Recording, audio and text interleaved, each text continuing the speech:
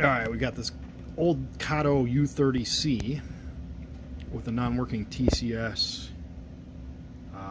CNGP decoder. For whatever reason, doesn't work no matter what I try. Came to me non-working, whatever. So I think we're gonna machine this out. We're gonna try to fit a ESU nano and speaker in here. I think there should be enough space. We'll find out.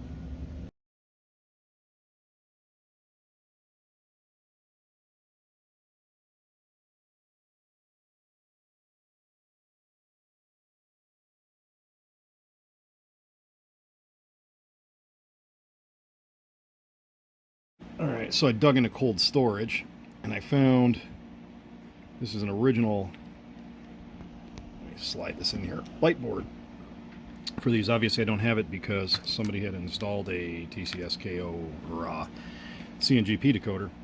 So what I'll do with this actually came out of an HO scale NW2, but in that era the lightboards were all the same between the SD40s, 45s, U30Cs, C30-7s, N scale Mikado, and HO scale NW2 used this guy on the front. So what I'll do is I'll replace the LED with a golden white LED, and I'll replace the dropping resistor. I'll cut these traces, and then I'll have pads here that I can do red and black for power pickup, and then white and blue for the forward LED. And then for the rear LED, because it's kind of crammed for space, what I'll do is I'll just take a surface mount LED and I'll add a dropping resistor and I'll mount him back there somewhere.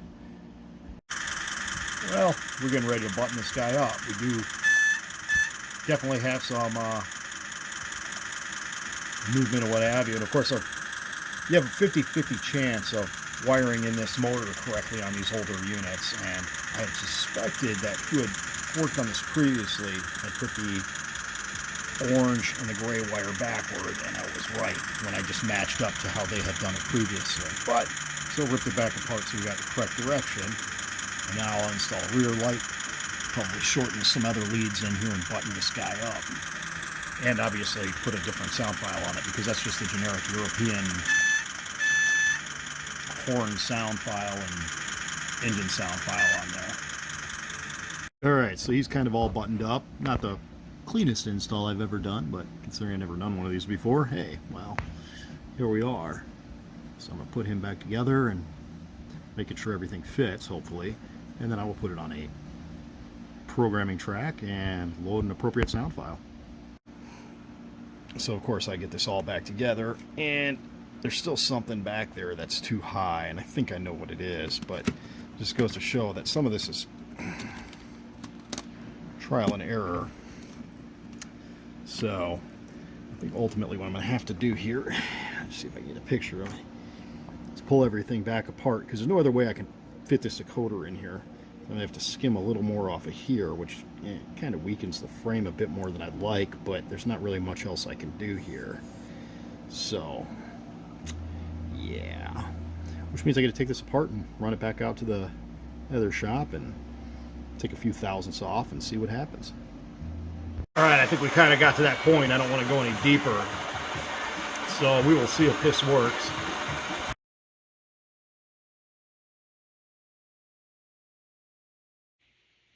Alright, if you made it this far, you know that this is a Kato U30C from one of the original runs in the blue box, made sometime in the mid-90s. That came in for repairs. Originally there was a coupler that was upside down and the other one wasn't installed correctly.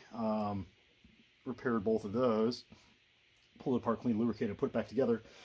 And on testing, the TCS CNGP decoder did not work.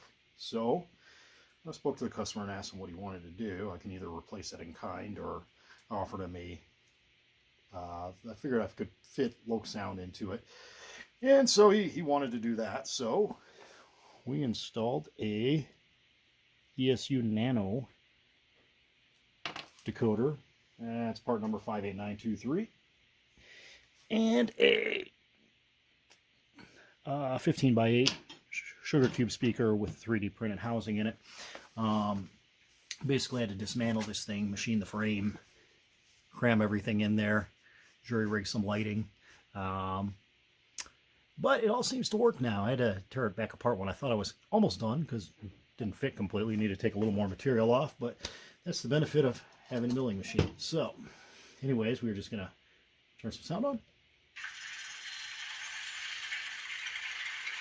This is ESU V5 sound file, S0545. That's a GE FDL sound file.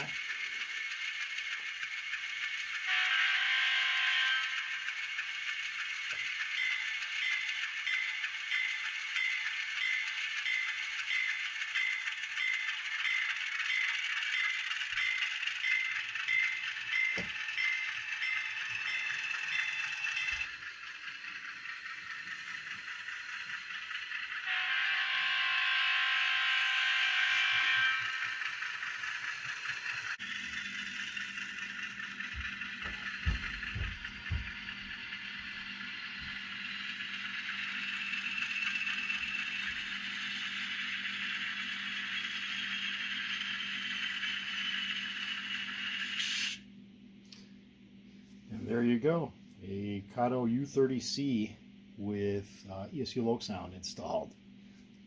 Thanks for watching. Hope you're having a great day.